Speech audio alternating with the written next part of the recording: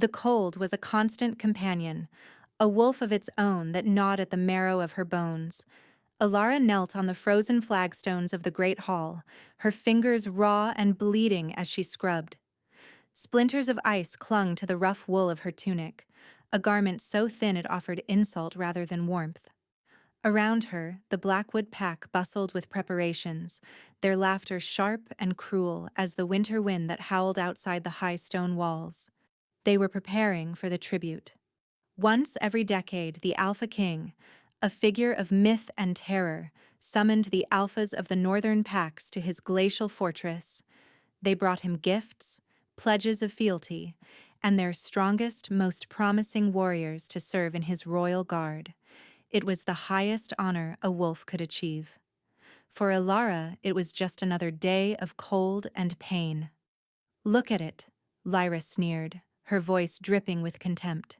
She was Alpha Valerius's daughter, a vision of strength and cruelty with a thick sable pelt and eyes the color of chips of ice. She kicked a bucket of frigid water, splashing it across the floor Ilara had just cleaned. The broken Omega, still trying to earn her scraps. Ilara flinched, curling into herself. She didn't look up. Looking up earned a blow. Speaking earned worse. She was 18 winters old and had never known the warmth of a fire, the comfort of a full belly, or the wild freedom of the shift. Her wolf was a silent, sleeping thing, a void where a vibrant second soul should have been. A flaw. A curse. "The Omega can't even shift," one of the young warriors jeered. The old, familiar taunt that had followed her since childhood. The others joined in, a chorus of laughter that echoed the emptiness inside her. She was nothing. Less than nothing. A wolf who could not be a wolf was an abomination, a drain on pack resources, kept alive only by the cruel whim of Alpha Valerius, who found her suffering a useful tool to remind others of the price of weakness. He had taken her in as a foundling, a babe left in the snow, and had never let her forget the debt she could never repay. She focused on the stone, on the burning ache in her knees and the sting of the lie in the cuts on her hands. Pain was real. Pain was a reminder she was still breathing. She scrubbed harder, her world shrinking to the small, miserable circle of wet stone in front of her. She didn't need to see their faces to feel their scorn. It was a physical weight, pressing down on her, crushing the air from her lungs. Later, huddled in the tiny, windowless storage closet that served as her room, she gnawed on a stale crust of bread, her only meal of the day. The sounds of the feast in the great hall were a distant roar, a world away. They were celebrating the warriors chosen for the tribute, the pride of the Blackwood pack. She ran a trembling hand over the jagged, raised scar on her left shoulder. It was the mark of the unclaimed, the unwanted. Valerius had burned it into her skin himself when she'd failed to shift on her 16th birthday. A permanent declaration of her worthlessness. A sudden heavy boot kicked the door open. Ilara scrambled to her feet, dropping the bread as Alpha Valerius filled the doorway. He was a mountain of a man, his presence sucking all the air from the tiny space. His scent of pine and cold fury choked her. "Get up, runt!" he snarled. She obeyed instantly, her head bowed, her eyes fixed on the dirty floor. Tremors racked her small frame. "The king demands a tribute," he said, his voice a low rumble of contempt. "We offer him our best, our strongest." He paused, letting the silence stretch until it was a thin, screaming wire. He then grabbed her by the arm, his fingers digging into her flesh like steel talons. He dragged her out of the closet and into the torch-lit corridor. "But we also offer him our refuse." He shoved her forward. Two of his guards seized her arms, their grips bruising. Confusion warred with a familiar, stomach-clenching terror. What was happening? Valerius smiled, a chilling expression that held no warmth. "The Alpha King is ancient, cold. He has no mate, no heir. They say his heart is a shard of ice." I think it's time someone sent him a message, a reminder of what weakness looks like. He was sending her. The realization hit her like a physical blow. It wasn't an honor, it was an insult, a calculated political statement. He was sending the mighty Alpha King a broken, shiftless Omega as part of his tribute. It was a death sentence. The king would be so insulted he would kill her on sight. That was Valerius's plan, a way to be rid of her forever, and to make a bold, arrogant display of his own power. They dragged her through the snow, the wind slicing at her thin tunic like claws. She didn't fight. There was no point. The cold that seeped into her was absolute, a final surrender. She had spent her life shivering, and now she would die shivering. The journey was a blur of misery. They traveled for days, climbing higher into the jagged, frost-eaten mountains that formed the king's domain. The air grew thinner, colder. The Blackwood warriors rode on massive wolves, their pelts thick against the biting wind.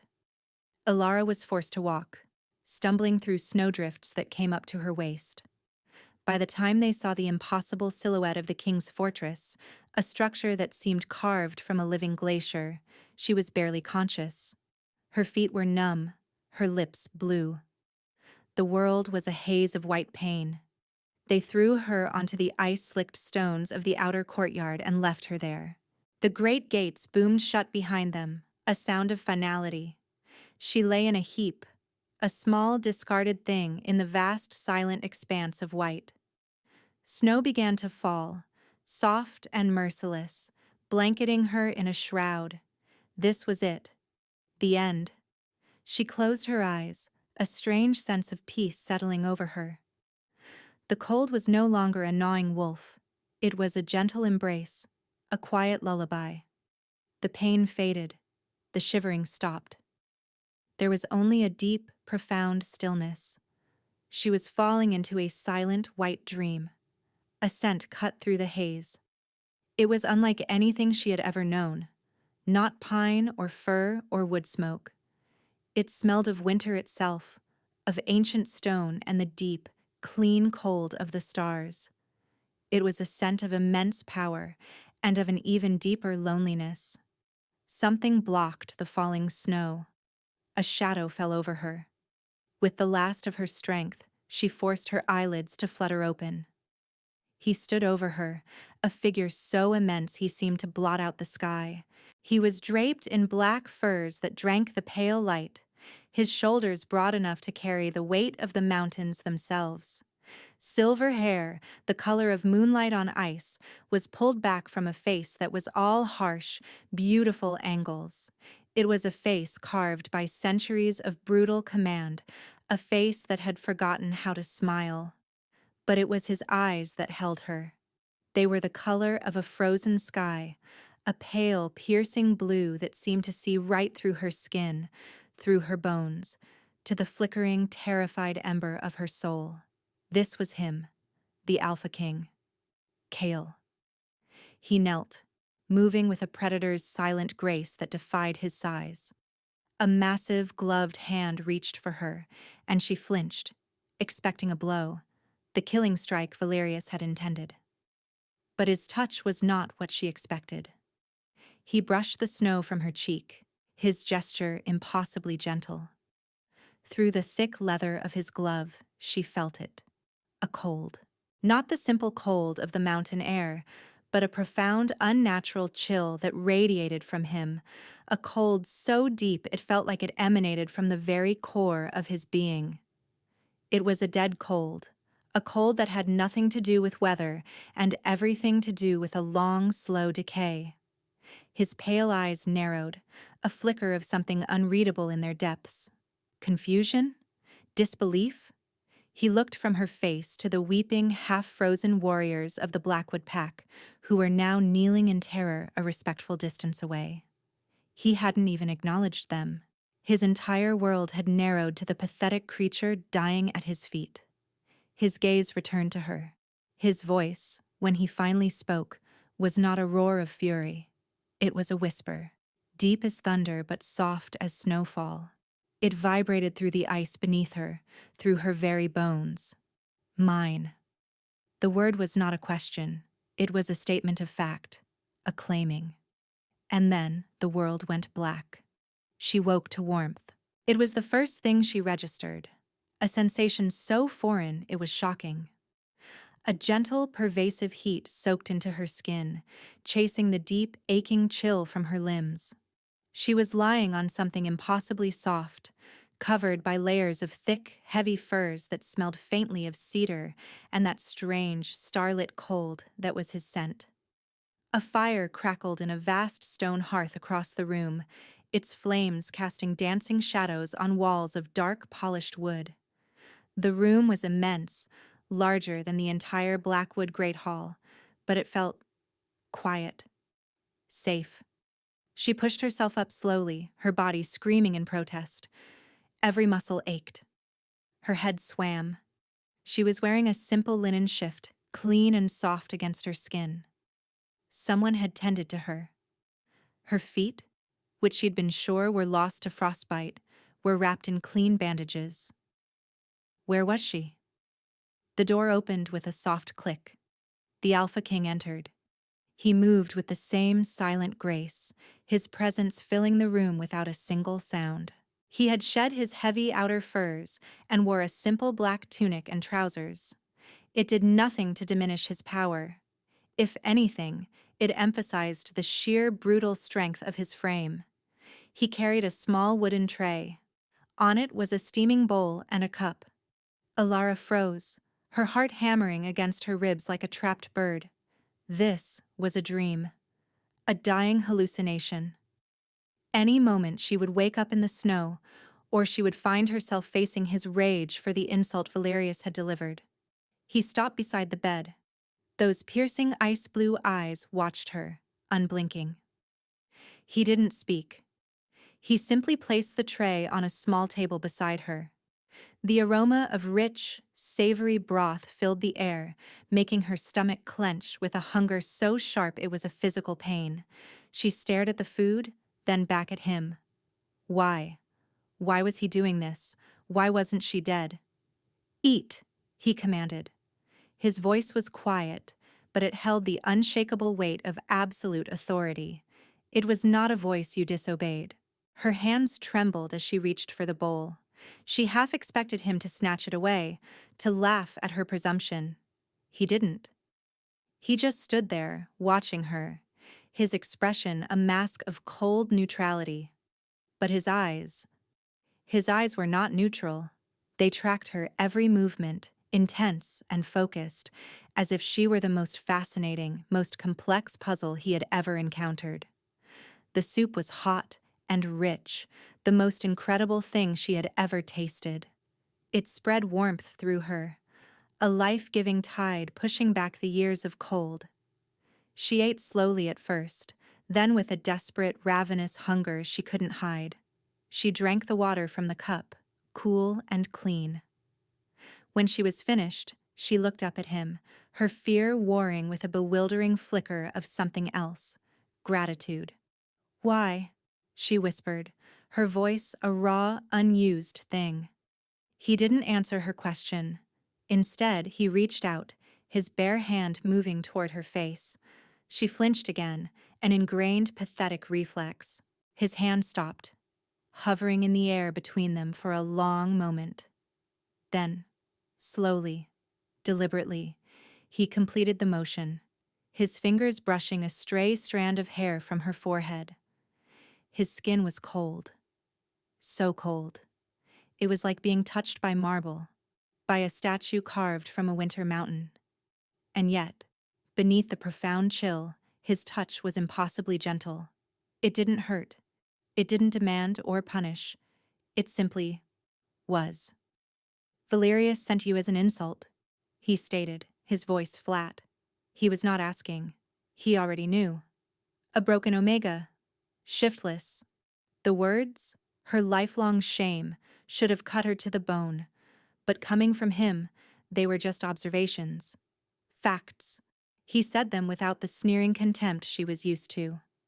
She could only nod, her throat tight. He is a fool. the Alpha King said, his fingers still resting against her temple. His gaze was distant, as if he were listening to something far away. He thinks a wolf is only its teeth and claws. He looked back at her, his eyes locking with hers. My wolf does not agree. His wolf. The word sent a shiver through her that had nothing to do with the cold. The king's wolf was a legend, a beast of impossible size and power, a creature of pure rage and instinct that had not been seen in its true form for centuries. Yet he spoke of it as if it were right there, a separate entity whispering in his ear. It has been silent for 500 years, he said, his voice dropping even lower, becoming a confession meant only for her. A slumbering beast of ice and memory. But when you fell in my courtyard, it stirred. It howled your name. Ilara stared at him, her mind unable to process his words. Her name? A creature of legend had howled her name? The name of a worthless, broken thing? It made no sense. I don't understand, she breathed. A flicker of something that might have been pain, or perhaps a deep, ancient weariness, crossed his features. Neither do I. He withdrew his hand, and the loss of that cold, gentle contact left her feeling strangely bereft. But you will stay here. You are under my protection. No one will harm you. He made the declaration with the finality of a king signing a decree. This was her new reality, an arrangement. She was a puzzle he intended to solve, a curiosity, not a person, not a packmate, a thing to be studied in his cold, silent castle. The days that followed settled into a strange, quiet rhythm. He gave her a suite of rooms, luxurious beyond her wildest dreams, with a roaring fire that was always lit and soft furs on every surface. He brought her food himself, 3 times a day, never delegating the task to the silent, ghost-like servants who moved through the castle. He never forced her to speak, but he would often sit in a chair across the room while she ate, simply watching her with that unnerving, intense focus. She learned the boundaries of her gilded cage. She could wander the deserted halls of the West Wing, a labyrinth of stone and ice-kissed tapestries. But she was not to go further. He made that clear with a single, quiet command. Stay. She began to see past his mask. She saw the way he would sometimes stare into the fire, his jaw tight, his hands clenched into fists, as if fighting a battle no one else could see. She noticed the faint, almost invisible tremor in his hands when he thought she wasn't looking. She saw the deep exhaustion etched beneath his cold composure. He was the most powerful man alive, feared by all, and yet, he was profoundly, deeply alone. His loneliness was a living thing, a presence in the castle as real as the stone and the cold, miserable as it was. It was still the only thing she could do. She had been crying, thinking of the life she'd lost as miserable as it was. It was still the only one she'd known. The tears had frozen on her cheeks in the drafty hall. He set the tray down and knelt before her, his movements fluid and silent. He studied her face, his gaze lingering on the tear tracks. "Does it hurt?" he asked. His voice was unexpectedly soft. She didn't know what he meant. Her past? Her present? The aching loneliness of this beautiful, empty place? She simply nodded, unable to speak past the lump in her throat. He reached out and gently tilted her chin up, forcing her to meet his gaze. "The mark," he clarified, his thumb brushing near the collar of her tunic, close to the place where Valerius's brand scarred her skin. "Does it still hurt?" "Not anymore." She lied, her voice barely a whisper. It always hurt. It was a phantom itch, a burning memory of shame. His pale eyes narrowed. "Liar!" The word wasn't an accusation. It was a simple, quiet statement of fact. He saw through her. He saw everything. He pulled the collar of her tunic aside, his movements careful and deliberate, exposing the ugly, puckered scar. She squeezed her eyes shut, braced for a comment of disgust, of revulsion. Instead, she felt the shocking touch of his cold fingers tracing the raised edges of the brand. His touch sent a strange jolt through her, a current of energy that was both freezing and electric. "He marked you like livestock," Cale murmured, his voice a low, dangerous growl. It was the first real emotion she had ever heard from him, a deep, simmering rage that made the very air in the room feel heavy. "He will answer for this." She opened her eyes. He was no longer looking at the scar. He was looking at her, and the fury in his eyes was terrifying. It was a glacial wrath, slow-moving but capable of crushing mountains. And it was on her behalf. No one had ever been angry on her behalf before. In that moment, the carefully constructed walls around her heart began to crack. The fear she felt for him began to morph into something else, something more complex and dangerous, a fragile, terrifying hope. She was beginning to see the man behind the myth, the brokenness he hid behind a mask of ice. And he, in turn, was beginning to see the strength she hid behind her damage, the boundary he had set, that this was merely an arrangement, a puzzle to be solved, was eroding. Neither of them spoke of it. But they both felt it. The air between them crackled with an unspoken tension, a pull as undeniable as gravity. He visited her nightly, long after he'd brought her meal. He would claim it was to ensure her comfort, a duty to his charge. But they both knew it was more. He would stand by her window, staring out at the endless expanse of snow and stars, and he would talk. He spoke of centuries past, of battles won and kingdoms fallen, his voice a low monotone that filled the silence of her rooms. He never spoke of himself, of his feelings, but she learned to read the stories between the lines. She heard the loneliness in his tales of immortal solitude, the grief in his descriptions of comrades long dead. One night she found the courage to ask a question. "You are always so cold," she said, her voice small. "Why?" He turned from the window, his body rigid. The neutral mask was back in place, but she could see the effort it took. "It is the price of my power," he said, his voice clipped. "A king's burden." It was a dismissal, an order to drop the subject. But she couldn't. "It's killing you, isn't it?" she whispered, the realization dawning on her with chilling certainty. "The cold. It's not just a feeling, it's inside you. Growing." For a long moment he was utterly still. He stared at her, and for the first time, she saw raw vulnerability in his eyes. He looked like a man who had carried an impossible weight for so long he'd forgotten it was possible to set it down. "You see too much," he said, his voice rough with an emotion she couldn't name. "I see you," she replied, the truth of it startling her. He took a step toward her, then another. He stopped just before her, so close she could feel the unnatural chill radiating from his body. He raised a hand as if to touch her, then let it fall to his side. The internal battle was plain on his face.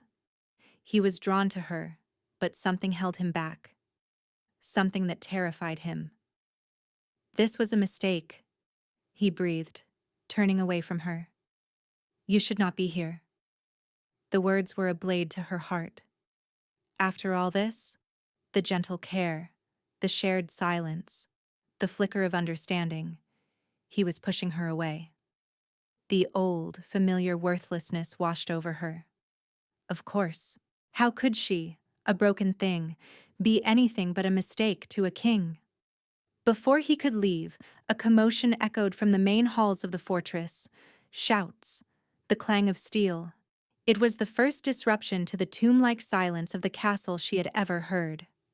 Cale went rigid, his head snapping toward the door. A low growl rumbled in his chest, a sound more animal than man. "Stay here," he commanded, the words an iron promise of violence. "Do not move." He was gone before she could answer. a phantom of black fur and cold fury. She did not obey. For the first time in her life, she disobeyed a direct order from an alpha. A strange, fierce protectiveness surged through her, overriding her fear. He was going into danger, and the thought of him being hurt, it was unbearable. She crept out of her rooms, her bare feet silent on the cold stone floors. She followed the sounds of angry voices to the entrance of the great throne room. Peeking around a massive stone pillar, she saw a scene that made her blood run cold. There, standing before the king's empty, ice-carved throne, was Alpha Valerius. He was flanked by a dozen of his most brutal Blackwood warriors. They were armed and armored, their expressions arrogant and defiant. "I have come for my property, King Kale," Valerius was saying, his voice dripping with false deference that was a thinly veiled insult. "A worthless runt was sent to you by mistake. An error in the tribute. I am here to correct it, and to offer a proper apology." Kale stood alone before them, a bulwark of silent, deadly calm. He looked small compared to the dozen armed warriors, yet he seemed to take up all the space in the room. His power was a palpable thing, a pressure that made the air thick and heavy. "There was no mistake," Kale said, his voice dangerously quiet. "The Omega is mine now. She is under my protection." Valerius laughed, a harsh, ugly sound. "Protection? What is there to protect? A shiftless, barren creature? She is a blight, a shame on the wolf name. She is good for one thing only: scrubbing floors and reminding the strong what they are not. Give her back to me. Let me dispose of my trash myself." Every word was a hammer blow to Alara's soul. She shrank back behind the pillar, shame and fury warring within her, to hear her own worthlessness laid so bare, so publicly. "You will leave my lands," Kale said, his voice dropping to a lethal whisper. "Now, or you will never leave them at all." "Is the great Alpha King so lonely he now collects broken pets?" Valerius taunted, taking a foolish, fatal step forward. "Has your ice-cold heart finally frozen your wits? We all know the legends. The king who cannot feel. The wolf who cannot warm his own blood. Perhaps you need her pathetic weakness to make you feel strong." That was when Kale moved. He didn't rush. He didn't charge. He simply flowed forward, a shadow of impossible speed. One moment he was 10 paces away. The next he had Valerius by the throat, lifting the much larger Alpha off the ground with one hand. Valerius's feet dangled uselessly, his face turning a mottled purple as he clawed at Kale's wrist. The Blackwood warriors drew their blades, but they hesitated, their bravado evaporating in the face of the king's chilling, silent wrath. "You put your hands on her," Kale snarled, his eyes glowing with a faint, pale blue light. The temperature in the hall plummeted. Frost began to creep across the flagstones, spreading out from where he stood. "You put your mark on what is mine." He threw Valerius across the room. The Alpha crashed into a stone pillar, the very one Alara was hiding behind, with a sickening crunch.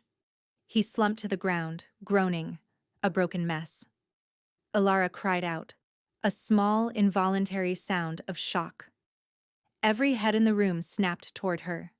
Kale's glowing eyes met hers, and the fury in them was replaced by a flash of alarm. Valerius, clutching his shattered arm, pushed himself up, his gaze locking onto her. A slow, malicious smile spread across his face. "Ah, there she is," he rasped, spitting blood onto the stone. "The little stray. Come here, girl. Your master calls." She was frozen, trapped in the glare of his hatred.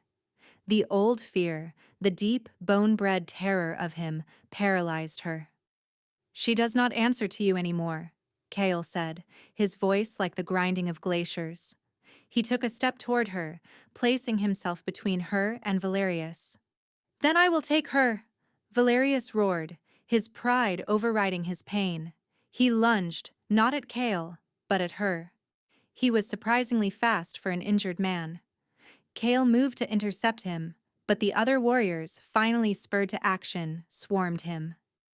Kale met their charge with a roar of his own, a sound of pure, untamed power that shook the very foundations of the castle. He was a whirlwind of destruction, his fists striking like hammers, but he was outnumbered. Valerius's hand closed on her arm, his fingers digging into the same flesh he'd bruised so many times before. He yanked her out from behind the pillar, spinning her around to face him. His eyes were wild with madness and rage. "You see?" he hissed in her ear, his breath foul. "He can't protect you. No one can. You belong to me. You are nothing." He raised his good hand, his claws extending, aiming for her face. "And I will mark you again, so that even a king will not want you." Time seemed to slow down. She saw Kale fighting, a desperate, furious battle to get to her. She saw the glint of steel as his own royal guard finally arrived, pouring into the hall to join the fray. She saw the tips of Valerius's claws descending toward her eyes, and something inside her broke. Not her spirit, not her will. A dam, a seal. A cage that had held something back for 18 years. It was the sight of Kale fighting for her. For her, the worthless, broken Omega. He was risking himself for her. He was bleeding for her. A small cut had opened on his cheek, a line of dark blood against his pale skin. The love she had been so terrified to name, so certain she was unworthy of, erupted in her chest. It was not a gentle, timid thing. It was a furnace, a raging inferno of protective fury.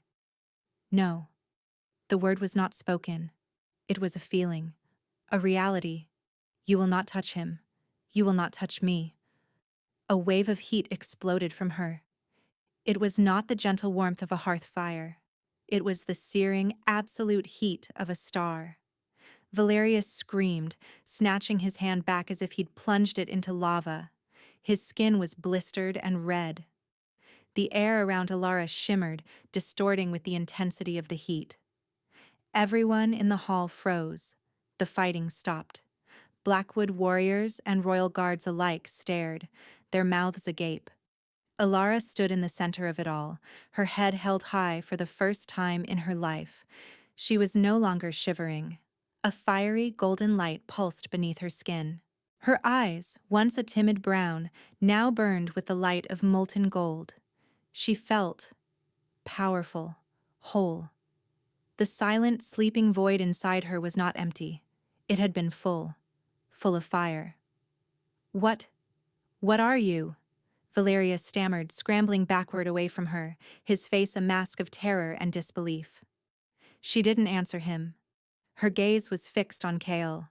He stood amidst the stunned warriors, his own battle forgotten.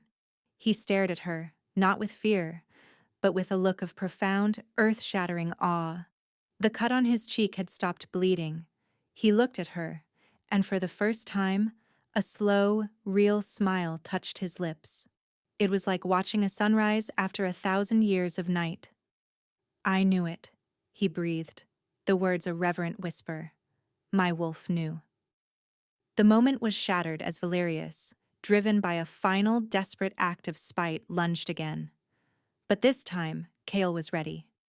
He moved with a speed that was truly inhuman, catching Valerius's wrist in an iron grip.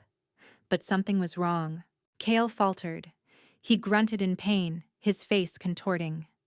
The pale blue light in his eyes flickered violently. The unnatural cold that radiated from him intensified tenfold, washing over the room in a deadly wave. The frost on the floor thickened instantly, racing up the walls, encasing everything in a sheath of ice. Kale's own skin turned a deathly white, frost spiderwebbing from his fingertips up his arm. "Your Majesty!" one of his guards cried out in alarm. The internal cold, the curse he'd held at bay for centuries, was consuming him. The exertion of the fight, the sudden shock, had broken his control. He was freezing from the inside out. He collapsed to one knee, still clutching Valerius, his breath pluming in the frigid air like smoke. "Run!" he ground out, his voice choked with pain, his eyes locked on Alara. "Get away from me." But she didn't run. She walked toward him, into the heart of the killing cold, the waves of icy energy washing over her. The fire inside her roared in response, a protective shield of warmth that kept the frost at bay. She knelt in front of him, ignoring the gasps of the onlookers, ignoring the whimpering, terrified Valerius. She looked into Kale's eyes, which were rapidly losing their color, turning a milky, frozen white. He was dying, right in front of her. "Let me go," he begged, his teeth chattering, his body racked with violent shivers. "It will take you too." "No," she said, her voice clear and strong, resonating with a power she'd never known. "I will not let you die." She placed her hands on his chest. To the onlookers, it must have looked like an act of madness. The small, shiftless Omega, touching the freezing, dying Alpha King whose very skin was now a weapon of absolute zero. But to Alara, it was the only thing that made sense. She closed her eyes and called to the fire inside her.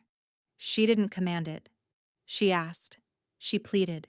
She poured all of her love, all of her grief, all of her newfound strength into that single, desperate touch. Save him. Fire erupted from her palms. Not a burning, destructive flame, but a pure, golden light of life-giving warmth. It poured into him, a torrent of heat battling a tide of ancient ice. Steam hissed from his skin where her hands touched him. The frost that encased his body cracked and sublimated, vanishing into mist. The air in the throne room began to warm, the thick ice on the walls melting, running in rivulets down the stone.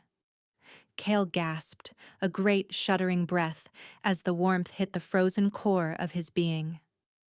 The milky white of his eyes receded, the vibrant ice blue returning, clearer and brighter than before. The deathly pallor of his skin was replaced by a healthy flush. The tremor in his limbs stilled. He stared at her, his expression one of utter disbelief and dawning wonder.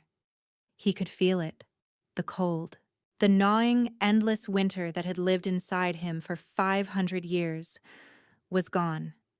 It had not been pushed back or suppressed. It had been annihilated, melted away by the impossible fire of the woman kneeling before him. She slumped forward, the effort draining her, her own energy nearly spent. He caught her, his arms wrapping around her, holding her against his chest. His skin was no longer unnaturally cold. It was warm, alive. He held her as if she were the most precious thing in the universe, his face buried in her hair.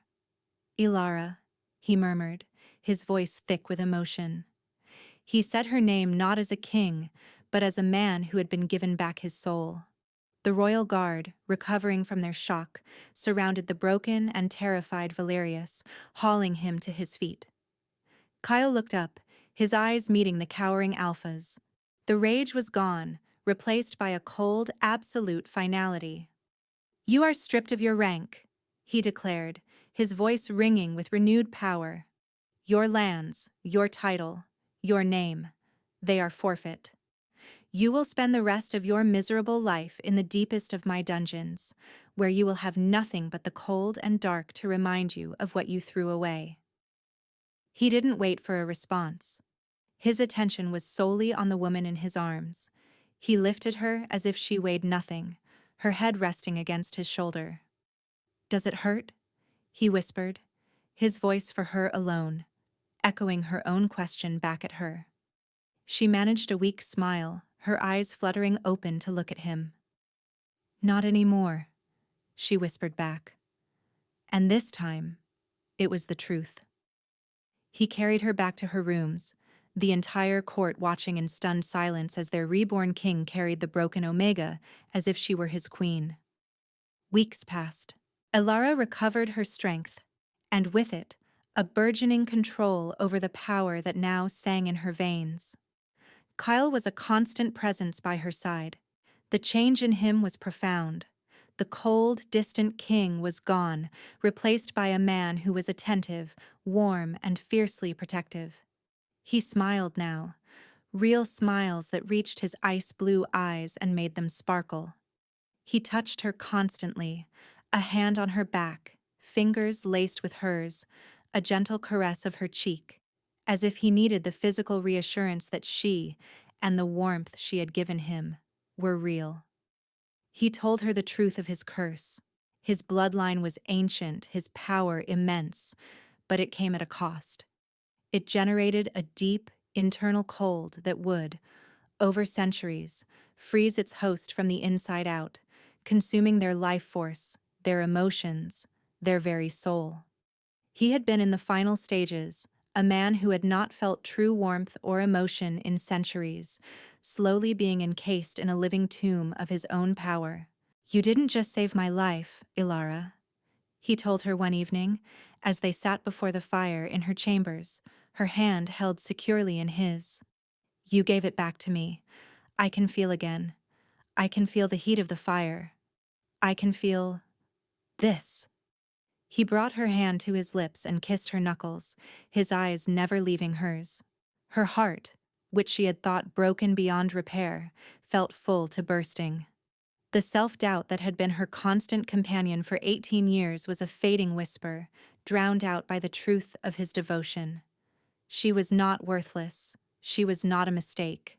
She was a miracle. He took her to the highest tower of the castle, a place she had never been.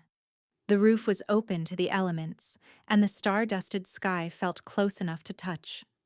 The northern lights painted the heavens in shifting curtains of green and violet. "This is my favorite place," he said quietly, his arm wrapped around her waist, pulling her back against his chest. "I used to come up here and try to feel the cold, to feel anything at all. Now, I only feel your warmth."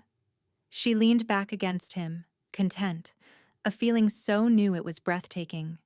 She belonged here, in his arms, in this life. "My wolf howled your name the day you arrived," he murmured into her hair. "I thought it was instinct, a primal recognition of a mate. But it was more. My soul knew. It knew its other half was here, the fire to its ice." She turned in his arms to face him, her hands coming up to cup his jaw. His skin was warm beneath her palms. She looked into his eyes, those beautiful winter sky eyes, and saw her own reflection. She saw a woman who was strong, powerful, and loved. "I love you, Kale," she said, the words coming easily, naturally. They were the truest thing she had ever said. His breath hitched. He closed his eyes for a moment, savoring the words. "I am saying that I love you, Ilara," he replied, his voice thick with the weight of centuries of silence finally broken. "And it's going to save me." He lowered his head and kissed her. It was not a kiss of command or possession.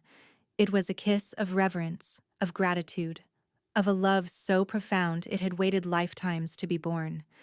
It was heat and starlight, winter and flame, two broken souls made whole. A year later, Ilara stood on that same tower, but she was not alone.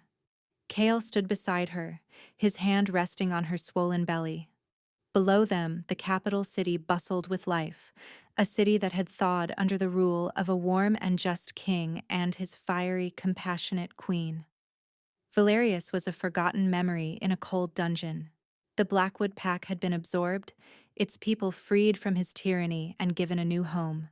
The whispers about the broken Omega had been replaced by legends of the fire-hearted queen who had saved the king and thawed the north. She had never learned to shift into a wolf. She didn't need to. Her power was her own, a different kind of magic, a different kind of strength. Kale's wolf, now a warm and vibrant presence within him, adored her for it. It had never wanted another wolf. It had only ever wanted her. She felt a kick from within her womb, a tiny, vibrant pulse of new life. She laughed, a sound of pure joy that echoed in the crisp night air. Kale smiled, leaning down to press a kiss to her temple. "Our son is restless," he murmured against her skin. "He has his father's strength," she replied, her hand covering his, "and his mother's fire." They stood together, watching the lights dance across the sky, a king and queen reborn from ice and flame. She had been the girl who was worthless, the omega who couldn't shift. He had been the king who was dying, the alpha who couldn't feel. Now, they were a family. They were a home. The world had tried to break them, to discard them, to freeze them out. But together, they had created a new world, one filled with a warmth that could never be extinguished.